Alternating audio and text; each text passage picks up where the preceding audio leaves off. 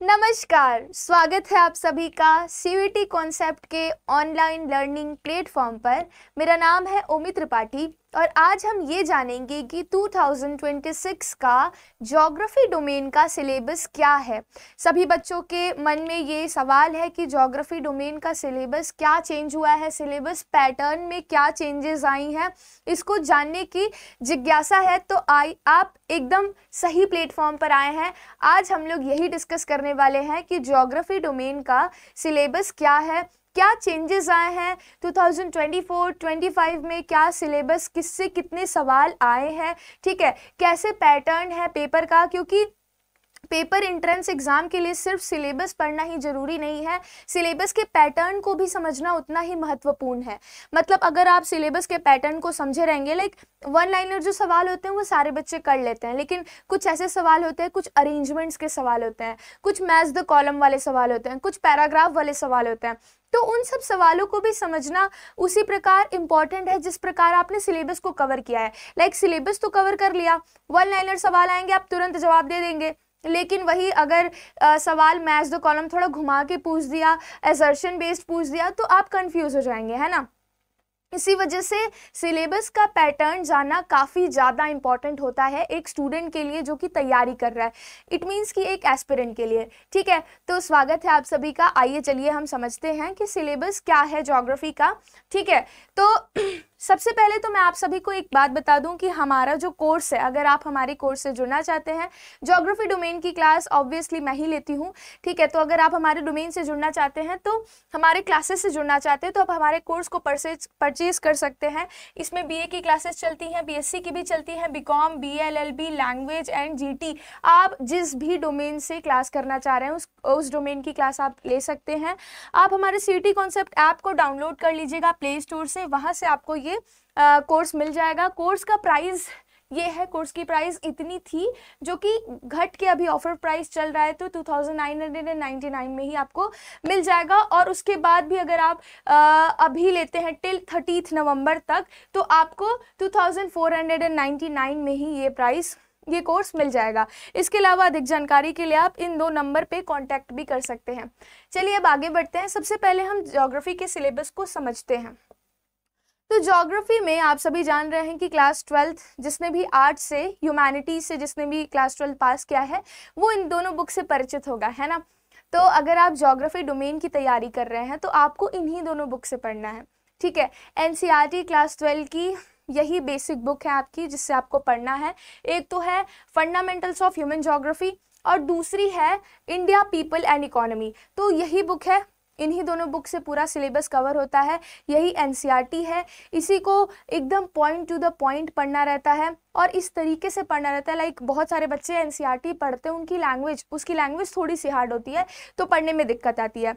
अगर आप लैंग्वेज समझ जा रहे हैं एनसीईआरटी की, तब तो आपको तैयारी के लिए आप खुद सफिशिएंट है। लेकिन अगर आपको थोड़ी भी प्रॉब्लम आ रही है तो प्लीज़ परचेज करिए कोई भी कोर्स को। ठीक है, क्योंकि कोर्स को परचेज करना इसलिए इंपॉर्टेंट हो जाता है क्योंकि एनसीईआरटी के बीच से ही सवाल पूछता है, इस तरीके से घुमा के पूछता है। क्योंकि एनटीए ना सिर्फ आपका सिलेबस आपने कवर किया ये चेक नहीं करता, आपकी स्मार्टनेस को भी चेक करता है। तो आप कितने स्मार्टली उस क्वेश्चन को सही जवाब दे रहे हैं, क्योंकि वो थोड़ा घुमा के पूछता है। तो इसके लिए आपको कोर्स से जुड़ना बहुत ज़्यादा ज़रूरी हो जाता है, क्योंकि एक टीचर जो है वो आपको अच्छे से गाइड कर सकता है। उसके पास एक्सपीरियंस है कि वो किस तरीके से पिछले बैचेस को पढ़ाया है, किस तरीके से सवाल आ रहे हैं, तो वो आपको थोड़ा अच्छे से गाइड करेगा। ठीक है, तो इन्हीं दोनों बुक से सवाल आते हैं। आइए पैटर्न को समझते हैं। सबसे पहले तो आप ये जानिए कि जो टोटल मार्क्स है, टोटल 250 मार्क्स का क्वेश्चन आता है, 250 मार्क्स का आपका पेपर रहेगा। उस पेपर में आपको एक क्वेश्चन जो है वो 5 मार्क्स के रहेंगे। टोटल आपके 50 क्वेश्चंस रहेंगे। कितने क्वेश्चंस? 50 क्वेश्चंस, 50 क्वेश्चन है और एक क्वेश्चन 5 मार्क्स के। मतलब एक क्वेश्चन कर रहे हो, सही कर रहे हो तो 5 मार्क्स मिलेगा। तो क्या निगेटिव मार्किंग है? यस, ऑब्वियसली यहाँ पे निगेटिव मार्किंग भी है। निगेटिव मार्किंग -1 है, मतलब आप अगर एक क्वेश्चन गलत करते हैं तो आपका 1 मार्क्स डिडक्ट हो जाता है। ठीक है, इसके अलावा एक और चीज़ है कि 2024 में एक ऐसा पैटर्न चला था 2024 के पहले तक कि आपको 50 क्वेश्चंस में से 50 क्वेश्चंस में से आपको 50 क्वेश्चंस में से आपको सिर्फ 40 क्वेश्चंस करने रह रहे थे, ठीक है, आपको सिर्फ 40 क्वेश्चन करना था 50 क्वेश्चंस में से। लेकिन 2025 में एनटीए का मूड ऐसे बदल गया और उसने क्या किया कि आपको 50 क्वेश्चंस में से 50 क्वेश्चंस ही करने होंगे। तो 2026 का भी सेम पैटर्न है, आपको 50 क्वेश्चंस में से 50 क्वेश्चंस ही अटेम्प्ट करने होंगे। और ये थोड़ा सा कॉम्प्लिकेटेड हो जाता है बच्चों के लिए। ऐसे तो आप जो आपको हार्ड लग रहा था 10 आप छोड़ दे रहे थे, लेकिन अब आपको जो हार्ड लग रहा है, जो सही लग रहा है, आपको सभी करने होंगे, ठीक है। और क्योंकि निगेटिव मार्किंग है तो ये भी देखना होगा कि आपको जो आ रहा है आप वही करें। और एक चीज़ और मैं बता दूं, ज्योग्राफी में 250 में से 250 लाना very easy, very much easy, और बहुत सारे बच्चे लाए भी हैं। तो आपकी कंपटीशन ऐसे 98 परसेंटाइल, 99 परसेंटाइल, 99.5 परसेंटाइल ऐसे करके होगी, ठीक है। इस तरह की कंपटीशन होती है, क्योंकि ज्योग्राफी एक ऐसा सब्जेक्ट है कि आप पूरा क्वेश्चन, जैसे मैथ्स का होता है ना, अगर सही हुआ तो क्वेश्चन सही हो गया, और गलत हुआ, एक भी थोड़ा सा मिस्टेक हुआ तो गलत ही हो गया। ज्योग्राफी भी सेम है, मतलब अगर आप सही करते हैं तो आपके पूरे सवाल सही होंगे, और थोड़ा भी गड़बड़ाते हैं तो वो गलत हो जाता है, ठीक। इसके अलावा एक चीज़ और आप जान जाइए, समय सीमा कितनी है। तो समय सीमा आपकी 60 मिनट रहेगी, 1 घंटे में 50 क्वेश्चन करने हैं, और हर एक क्वेश्चन 5 मार्क्स के हैं। गलत करेंगे तो 1 मार्क्स डिडक्ट होगा। इसके अलावा 250 मार्क्स का आपका पेपर है, ठीक है। चलो अब आगे बढ़ते हैं। आइए हम लोग थोड़ा सिलेबस के पैटर्न को जाने कि किस टॉपिक से कितने नंबर ऑफ क्वेश्चंस आए हैं लास्ट ईयर्स। तो अगर हम लोग बात करें ह्यूमन ज्योग्राफी की, human geography nature and scope, ये हमारा एक चैप्टर है। आप सभी शायद इससे परिचित भी होंगे, अभी तक जो भी बच्चे तैयारी शुरू कर दिए होंगे। जिन्होंने तैयारी नहीं शुरू की है, बिल्कुल चिंता की बात नहीं है, अभी से तैयारी शुरू करो, ठीक है।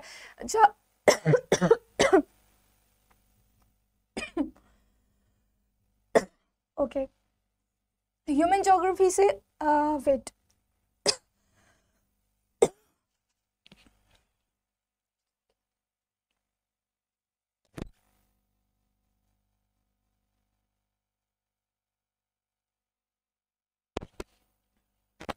ठीक है। तो जिन्होंने तैयारी शुरू नहीं की है वो अभी से तैयारी शुरू कर सकते हैं, ठीक है।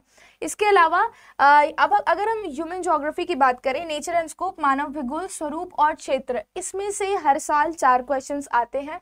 लगभग 4 नंबर ऑफ क्वेश्चंस में 4 सवाल तो आते ही हैं। पॉपुलेशन से कितने चैप्टर्स क्वेश्चंस आते हैं, तो इससे भी 4 सवाल आते हैं, 4 क्वेश्चंस। ह्यूमन डेवलपमेंट एक ऐसा टॉपिक है जो दोनों बुक्स में मिल जाएंगी, पॉपुलेशन भी दोनों बुक्स में मिलेंगी। आपकी 2 बुक्स मैंने शुरुआत में ही आपको दिखाई, उन दोनों से 4, और ह्यूमन पॉपुलेशन, ये ह्यूमन डेवलपमेंट से भी आपके 5 क्वेश्चंस आ रहे हैं। इसके अलावा प्राइमरी एक्टिविटीज से केवल 1 सवाल आ रहे हैं, ठीक है। काफ़ी कम सवाल है, इसका वेटेज कम है। देखो, हमें ये जानना इसलिए ज़रूरी है ताकि हम इस तरीके से तैयारी कर सके। अगर नेचर एंड स्कोप से ज़्यादा क्वेश्चंस आ रहे हैं तो हम उस हिसाब से पढ़ेंगे, उसको ज़्यादा इंपॉर्टेंस देंगे और उसको एक एक लाइन अच्छे से पढ़ेंगे, ठीक है। तो इस प्रकार, इसी वजह से हमें ये पैटर्न जो है जानना बहुत ज़्यादा जरूरी हो जाता है। इसी वजह से आइए यहाँ पे देखिए आप, जैसे सेकेंडरी एक्टिविटी है, द्वितीयक गतिविधि, उसमें आपके 3 सवाल आते हैं। प्राइमरी से तो 1 ही आते हैं, लेकिन सेकेंडरी से 3 आते हैं। टर्शरी एंड क्वार्टरनरी से भी 1 ही सवाल आता है। इसके अलावा ये जो एक 7th चैप्टर है, ट्रांसपोर्ट एंड कम्युनिकेशन, परिवहन और संचार, ये काफ़ी ज़्यादा इंपॉर्टेंट चैप्टर हो जाता है, क्योंकि इससे हर साल बहुत सारे सवाल आते हैं। देखिए 4 सवाल, अगर मैं 2025 की बात करूं तो टर्शरी एंड क्वार्टरनरी एक्टिविटीज से, ये ट्रांसपोर्ट एंड कम्युनिकेशन से 4 सवाल, ठीक है। ओवरऑल कभी कभी तो इससे 8 सवाल भी आ जाते हैं, 4 सवाल 8 सवाल इस तरीके से, मतलब क्योंकि ये ट्रांसपोर्ट एंड कम्युनिकेशन जो है वो दोनों बुक्स में रहती है, चाहे वो आप इंडियन पीपल एंड इकोनॉमी देख लें या फंडामेंटल्स ऑफ ह्यूमन ज्योग्राफी, दोनों में रहती है। इसी वजह से इसमें क्या होता है कि 8 सवाल तक भी आ सकता है, तो काफ़ी ज़्यादा इससे सवाल आते हैं। इसके अलावा अगर हम इंटरनेशनल ट्रेड की बात करें तो उससे सिर्फ 2 सवाल ही आ रहे हैं। 2 सवाल भी मैटर करते हैं, पूरे 10 नंबर लेकर आपके रहेंगे, ठीक है। सेटलमेंट से कितने सवाल आते हैं, तो 7 सवाल आते हैं। पहले ये जो ये पैटर्न है 2024 का, ठीक है। 2024 में क्या था कि आपके दोनों बुक में सेटलमेंट था, India people and economy and fundamentals, दोनों में सेटलमेंट वाला चैप्टर था, तो दोनों बुक से आ रहा था। लेकिन जैसे जैसे नया एनसीईआरटी आया, आप लोग अपने भैया दीदी की एनसीईआरटी से बिल्कुल मत पढ़िएगा। एनसीईआरटी के वेबसाइट पर जाओ, वहाँ से नई बुक को डाउनलोड करना, वही पढ़ना, ठीक है। तो नई बुक में एक जो वर्ल्ड ज्योग्राफी है वहाँ से सेटलमेंट का चैप्टर ही डिडक्ट कर लिया गया है। तो जब वहाँ से रिमूव कर दिया गया चैप्टर, तो ये जो नंबर ऑफ क्वेश्चन 7 थे वो घट गए हैं और वो ट्रांसपोर्ट में चले गए हैं, ठीक है। तो अब उधर से 7 सवाल नहीं आते हैं ट्रांसपोर्ट से नंबर ऑफ क्वेश्चंस को बढ़ा दिए गए हैं, ओके। इसके बाद लैंड रिसोर्सेज भी एक इंपॉर्टेंट चैप्टर है, देखिए 5 क्वेश्चंस आ रहे हैं, काफ़ी ज़्यादा इंपॉर्टेंट चैप्टर है ये। वाटर रिसोर्सेज से आपके 4 सवाल आ रहे हैं हर साल। फिर मिनरल एंड एनर्जी रिसोर्सेज, इससे भी 3 सवाल आते हैं। फिर मैन्युफैक्चरिंग इंडस्ट्रीज से भी आपके 2 सवाल। सस्टेनेबल डेवलपमेंट एंड प्लानिंग से आपके 2 सवाल आते हैं। और सम सेलेक्टेड ज्योग्राफिकल इश्यूज, ये भी एक आपका सिलेबस का ही पार्ट है जिसमें कि आपको पॉल्यूशंस के बारे में पढ़ना होता है, तो उससे भी 1 सवाल आते हैं। और कुछ अन्य चैप्टर्स जो बच गए हैं उससे 2 सवाल आते हैं। तो ये पूरा है आपका 2024 का। एक 2025 का भी देख लो। 2025 में जो हम लोग शिफ्ट वाइज रखे हैं, ठीक है 14 मई को पेपर हुआ था सेकेंड शिफ्ट का, फिर 15 मई को है, 16 का, 26 मई को, फिर 30 मई को, 3 जून को शिफ्ट वाइज पेपर हुआ था। तो अलग अलग टाइप से सवाल है, जैसे कि नेचर एंड स्कोप में 3+5 क्वेश्चन आए। अब +5 क्या है, जैसे कि हो सकता है ये मैथ्स में आ गया हो या फिर पैराग्राफ में आ गया हो 5 सवाल, ठीक है। तो पैराग्राफ बेसिकली +5 जो 5 दिख रहा है वो पैराग्राफ में जब सवाल आ जाता है तो होता क्या है कि आपको सीधे चैप्टर से ही एक पैराग्राफ उठा के दे दिया जाता है, आप उसको रीड करो, उससे सवाल आएगा, उसे सॉल्व करो, ठीक है। तो ये तरीका है। इसके अलावा 2 सवाल हर बार, देखिए हर एक शिफ्ट में 2 या 3 सवाल इससे आ ही रहे हैं इस चैप्टर से। इसके बाद अगर हम वर्ल्ड पॉपुलेशन की डिस्ट्रीब्यूशन डेंसिटी की बात करें और इंडिया के भी, तो देखिए इंडिया, वर्ल्ड और इंडिया दोनों से 3 सवाल आ रहे हैं। 3+5 हर बार 3 सवाल आ ही रहे हैं, ठीक है। 3 सवाल या 4 सवाल, 3 या 4, मेजरली आपको 3 सवाल इससे पूछेंगे ही। इसके बाद ह्यूमन डेवलपमेंट से थोड़े नंबर ऑफ क्वेश्चंस घटे हैं, जैसे 2 सवाल ही आ रहे हैं इससे। फिर ये इस टाइम आया 26 में, इसके बाद तो 1 ही आया, ठीक है। एक बार तो किसी यहाँ से कोई सवाल ही नहीं आया। इसके अलावा हम देखें कि किस में ज़्यादा सवाल आ रहे हैं, तो ह्यूमन सेटलमेंट से आ रहे हैं, देखो 3 सवाल 2 सवाल, ठीक है। फिर प्राइमरी एक्टिविटीज से भी 2 सवाल 4 सवाल 3 सवाल आ ही रहे हैं, ठीक है। नंबर ऑफ क्वेश्चंस बढ़ते ही हैं इसमें। इसके अलावा टर्शरी में भी आ रहे हैं काफ़ी ज़्यादा सवाल, टर्शरी एक्टिविटीज़ में। फिर ट्रांसपोर्ट में आप देख सकते हैं 8 सवाल आए थे, देखिए आप 8 सवाल, नंबर ऑफ क्वेश्चंस 8 है। तो ट्रांसपोर्ट को बहुत अच्छे से पढ़ना है बेटा, ठीक है। वर्ल्ड और इंडिया दोनों को मिला के, अगर वर्ल्ड की बात करें तो 8 सवाल, इंडिया में 2 सवाल और, मतलब ये टोटल मिला के 10 सवाल आए थे इस चैप्टर से। 15 मई को सेकेंड शिफ्ट में इसी चैप्टर से 10 सवाल आए थे, इसी टॉपिक से, ठीक है। इधर से मिलाए तो 4 3 7 सवाल आए थे एक ही दिन में, एक ही पेपर में 7 सवाल आए थे ट्रांसपोर्ट से, ठीक है। इसी की तरह ये देखिए 5 3 7 5 5 3 8, तो 8 सवाल आए थे, ये भी 8 सवाल आए थे, मतलब 8 7 6 9 सवाल, ठीक है। ऐसे ही सवाल इसमें आ रहे हैं, काफ़ी ज़्यादा वेटेज लेता है ये ट्रांसपोर्ट एंड कम्युनिकेशन वाला आपका चैप्टर, ठीक है। फिर इंटरनेशनल ट्रेड, अगर मैं इंटरनेशनल ट्रेड की बात करूँ तो यहाँ 5 सवाल आ रहे हैं, ठीक है। यहाँ 2 सवाल आए थे, यहाँ 7 क्वेश्चंस आए थे, तो इसमें भी काफ़ी ज़्यादा सवाल आ रहा है। उसके बाद जो इंपॉर्टेंट चैप्टर है वो है लैंड रिसोर्सेज का, बाकी सभी से नंबर ऑफ क्वेश्चंस ठीक ठाक आ रहे हैं, ठीक है। लैंड रिसोर्सेज से भी देखिए 5 क्वेश्चंस 3 क्वेश्चंस 3 क्वेश्चंस। तो देखो ये आपका एक पैटर्न है कि किस तरीके से कौन से चैप्टर से कितने नंबर ऑफ क्वेश्चंस आ रहे हैं। आपको इस पैटर्न के ही बेसिस पे थोड़ी सी अपनी तैयारी को मोल्ड करना है, मतलब आप सभी चैप्टर्स को इक्वल इंपॉर्टेंस देके क्या करेंगे, जब उस चैप्टर का ही वेटेज एनटीए की नज़र में कम है ना, तो उन्हीं चैप्टर्स को हम क्यों ना ज़्यादा इंपॉर्टेंस दे जो जहाँ से सवाल आएंगे। इसी वजह से ये पैटर्न जाना आपको ज़रूरी था। आगे बढ़ते हैं और सिलेबस को भी अब देख लेते हैं। तो ये जो सिलेबस है आपका, ये क्या है, ज्योग्राफी का सिलेबस, जो कि आपका, हाँ, ये इंडिया पीपल एंड इकोनॉमी का है। इंडिया पीपल एंड इकोनॉमी वाली जो बुक है उसका ये सिलेबस है, जिसमें कि सबसे पहला चैप्टर आता है पॉपुलेशन का। पॉपुलेशन की डिस्ट्रीब्यूशन, मतलब कैसे पॉपुलेशन का वितरण हुआ है, कैसे उसका कितना घनत्व है, कितनी वृद्धि हो रही है और कैसी संरचना है, उसको हमें पढ़ना होता है, ठीक है। बहुत ही इजी चैप्टर है, बहुत ही एकदम स्टोरी जैसा आप पढ़ोगे और एकदम से याद हो जाएगा। सेम इसी प्रकार पॉपुलेशन वाला चैप्टर वर्ल्ड ज्योग्राफी में भी है, दूसरी वाली बुक में देख सकते हैं आप।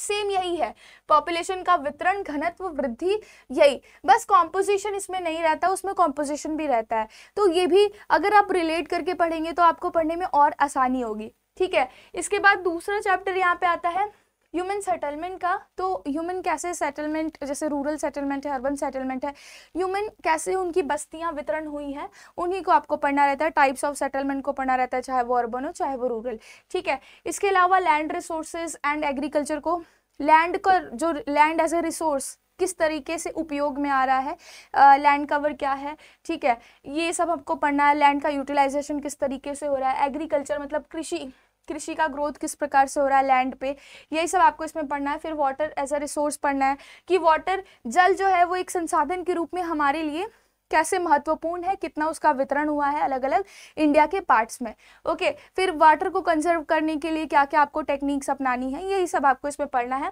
Then mineral and energy resources बचपन से पढ़ते आ रहे होगे, 6, 7, 8 हर क्लासेस में पढ़े होगे, भले नाइन्थ में भी पढ़ने को मिलता है, ठीक है, 10th में भी मिलता है, 11th से आपका कोर्स ही चेंज हो जाता है, पर कोई बात नहीं। मिनरल एंड एनर्जी रिसोर्सेज बहुत ही इजी चैप्टर है। आपको सबसे पहले तो डिस्ट्रीब्यूशन पढ़ना होता है, उसके बाद conventional, non conventional energy resources and all, ये सब पढ़ना होता है, ठीक है। इसके बाद प्लानिंग एंड सस्टेनेबल डेवलपमेंट, भारतीय संदर्भ में योजना और सतत विकास, ये काफ़ी ज़्यादा इंपॉर्टेंट क्वेश्चन चैप्टर है, मतलब ये समझने के लिए इंपॉर्टेंट है, क्वेश्चन इतनी ज़्यादा नहीं आती है इससे। क्यों इम्पॉर्टेंट है, क्योंकि इसमें ये बताया जाता है कि भारत में किस तरीके की प्लानिंग चल रही है, कैसे सस्टेनेबल डेवलपमेंट को अचीव किया जा सकता है, ठीक है, भारत में गवर्नमेंट ने कौन कौन सी प्लानिंग्स लाई हैं इन सब चीज़ों के लिए, यही सब आपको इसमें पढ़ना है। इसके बाद ट्रांसपोर्ट एंड कम्युनिकेशन आप देख रहे हैं, इसमें इसी से 8-10 क्वेश्चन आ रहा है, तो ये कितना इंपॉर्टेंट चैप्टर है, परिवहन और संचार। इसमें आपको land transport, water transport, air transport तीनों पढ़ना है, ठीक है। इसके अलावा ये यहाँ के साथ साथ यहाँ वाले बुक में भी है, transport and communication chapter number 7, world वाली बुक है ये, ठीक है, वर्ल्ड वाली बुक। तो वर्ल्ड के संदर्भ में हमें ये पढ़ना है, परिवहन और संचार। इसके बाद इंटरनेशनल ट्रेड को पढ़ना है, भारत का इंटरनेशनल ट्रेड किस तरीके से है अंतर्राष्ट्रीय व्यापार क्या है, ठीक है। और फिर इंटरनेशनल ट्रेड पूरे वर्ल्ड लेवल पे भी आपको इस वाली बुक में पढ़ना है, इससे भी क्वेश्चंस आ ही रहे हैं, आप देख ही रहे हैं। And geographical perspective of selected issues and problem, ये चैप्टर है चयनित मुद्दों और समस्याओं पर भौगोलिक दृष्टिकोण। इसमें दरअसल आपको पढ़ना रहता है कि क्या क्या समस्याएं हैं भौगोलिक, ठीक है, जैसे पॉल्यूशंस, बेसिकली आपको सारे तरीके के पॉल्यूशंस एंड वेस्ट डिस्पोजल का जो प्रॉब्लम है उसे पढ़ना है इसमें, ठीक है। तो ये थी आपकी ये वाली बुक, पहली बुक। दूसरी बुक में क्या क्या चैप्टर है, human geography, nature and scope, ये काफ़ी इंपॉर्टेंट चैप्टर है। पहला चैप्टर है, इसमें कुछ थॉट्स जो जोग्राफर्स हैं उनके थॉट्स को दिया गया है, उनकी डेफिनेशंस को दी गई है। तो ये चैप्टर बहुत इजी भी है, सबसे इजी चैप्टर मुझे लगता है, मुझे तो वो चैप्टर याद हो गया था पहली बार मैं पढ़ी थी जब, ठीक है, आपको भी याद ही हो जाएगा अगर आप ध्यान से पढ़ेंगे तो, ठीक। तो ये चैप्टर से क्वेश्चंस भी आते हैं और ये बहुत ईजी भी है, ठीक है। इसके बाद दूसरा तो आप जान ही रहे हैं, वर्ल्ड पॉपुलेशन। इसके बाद तीसरा है ह्यूमन डेवलपमेंट, जिसमें आपको इंडिया का रैंक देखना है, ह्यूमन डेवलपमेंट इंडेक्स क्या होता है, अमर्त्य सेन कौन है, महबूबुल हक कौन है, इन्होंने क्या क्या डेफिनेशंस दी थी, इन्हीं सबको आपको इसमें पढ़ना है। फिर प्राइमरी एक्टिविटीज़, सेकेंडरी एक्टिविटीज़ और टर्शरी एक्टिविटीज़ चैप्टर है। प्राथमिक गतिविधियाँ, द्वितीयक और तृतीयक और चतुर्थक गतिविधियों को आपको देखना है कि किस तरीके से, जैसे प्राइमरी एक्टिविटी क्या होती है, एग्रीकल्चर, माइनिंग, फिशिंग, ठीक है, वो किस तरीके से इनकम जनरेट कर रही है, उसको रेड कॉलर एक्टिविटी कहा जा रहा है। उसमें कौन कौन सी टाइप्स आती हैं, स्लैश एंड बर्न एग्रीकल्चर क्या होता है, वो टाइप्स में ही आ जाता है, ठीक। सेकेंडरी एक्टिविटीज़, मैन्युफैक्चरिंग एक्टिविटीज़ होती हैं, कितनी तरह की मैन्युफैक्चरिंग एक्टिविटीज़ होती हैं, किस किस बेसिस पे ये डिवाइडेड होती हैं। फिर टर्शरी एक्टिविटीज़ और क्वार्टरनरी एक्टिविटीज़ क्या क्या होती हैं, सर्विस सेक्टर क्या होता है, इसमें कैसे डिविजन्स हुए, इसमें काफ़ी ब्रॉड डिवीजन होता है, तो इन सभी को आपको इसमें पढ़ना है। इसके बाद आता है ट्रांसपोर्ट एंड कम्युनिकेशन और इंटरनेशनल ट्रेड, ठीक है, परिवहन और संचार और अंतर्राष्ट्रीय व्यापार, जो कि मैंने आपको बता दिया कि कैसे परिवहन और संचार में आपको अलग अलग, जैसे जल परिवहन, ठीक है, वायु परिवहन क्या है, भूमि परिवहन क्या है, पाइपलाइंस कहाँ है, इसमें कुछ कुछ कैनाल्स के बारे में, जैसे स्विस कैनाल के बारे में हर बार सवाल आता है, पनामा कैनाल से हर बार सवाल आता है। इसके बाद सी रूट्स, इंपॉर्टेंट सी रूट, अटलांटिक सी रूट हो गया, पैसिफिक सी रूट्स हो गया, इससे सवाल आता है, ठीक है। ट्रांस कॉन्टिनेंटल हाईवेज जो है, जैसे कि रशिया का जो ट्रांस कॉन्टिनेंटल हाईवे है, यूएसए का trans Canadian trans continental highway जो है, वो सबसे आपको बहुत सारे सवाल हर साल पूछे जाते हैं। ठीक, इसके बाद अगर मैं ये बताऊं कि किस तरीके का सवाल आ रहा है, टाइप्स ऑफ क्वेश्चंस कैसे होते हैं, तो देखो आपको टोटल नंबर ऑफ क्वेश्चंस कितने आ रहे हैं, 50 है ना। अब देखो वन लाइनर जैसे कि एक डेफिनेशन दे देगा कि Asia has many places where population are less and few places where population are very high. अब इस स्टेटमेंट को किसके द्वारा दिया गया है, फर्स्ट ऑप्शन है George B Cressey, second option है होमर, थर्ड ऑप्शन हेरोडोटस और फोर्थ ऑप्शन है एराटोस्थेनिस। ठीक है, तो आप अब ये बताइए कि ऑप्शन में कौन राइट आंसर है। तो आपको पता है कि जॉर्ज बी क्रेसी ने ये स्टेटमेंट दिया है, पॉपुलेशन वाले चैप्टर से हमने शुरुआत में ही पढ़ लिया था, है ना। तो हम क्या कर देंगे, टिक लगा देंगे, ये तो बहुत ईजी होता है, इससे 20 से 25 सवाल हर साल आता है। Secondly match of the following question आता है। मैच ऑफ द फॉलोइंग क्या होता है, जैसे कि आपको कुछ सवाल दे देंगे, ये कुछ सवाल हैं और यहाँ कुछ ऑप्शंस है। ठीक है, अब आपको मैच करना है कौन किसके साथ जा रहा है।